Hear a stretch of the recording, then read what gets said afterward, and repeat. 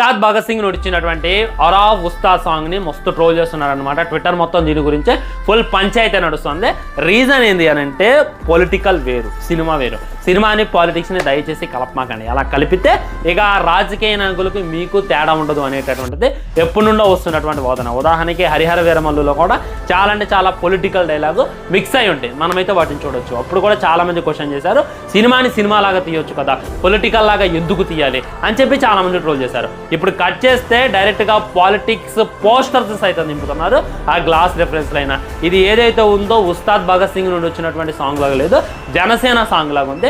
ఇంకెందుకు పార్టీ క్యాడర్గా పనిచేయి శంకర్, ఈ సినిమాలు నువ్వు ఎందుకు తీసుకోవాలి? సినిమాని సినిమాలాగా తీయడం నీకు చేత కాదా? అది కాక మెడ ముట్టుకుంటే తొడగొట్టినట్టే ఇవేమి లిరిక్స్ అని చెప్పి చాలామంది అయితే ట్రోల్ చేయడం, చాలామంది మీమ్స్ అయ్యటం, ఇన్స్టాగ్రామ్లో అయినా ట్విట్టర్లో అయినా దీని గురించి పంచాయతీ చేయటం మనమైతే చూడొచ్చు.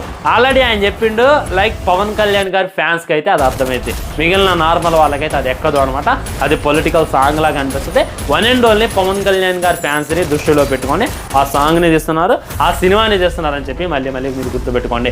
మళ్ళీ ఏలు పెట్టి ఇష్టం లేకపోతే చూడమాకండి రా బాయ్, మిమ్మల్ని ఎవరు చూడమంటూ, మీ యొక్క వ్యూ అవసరం లేదు, మీ యొక్క డబ్బులు అవసరం లేదని చెప్పి మళ్ళీ గుర్తుపెట్టుకోండి. సో ఇది తీసేది ఫ్యాన్స్ కోసం దృష్టిలో పెట్టుకొని ఈ సాంగ్ నింపారు. అది మళ్ళీ మీరు గుర్తుంచుకుంటే మంచిది. ఎందుకు పద్దాగలు వచ్చి జొర్రి ట్రోల్ చేయడం.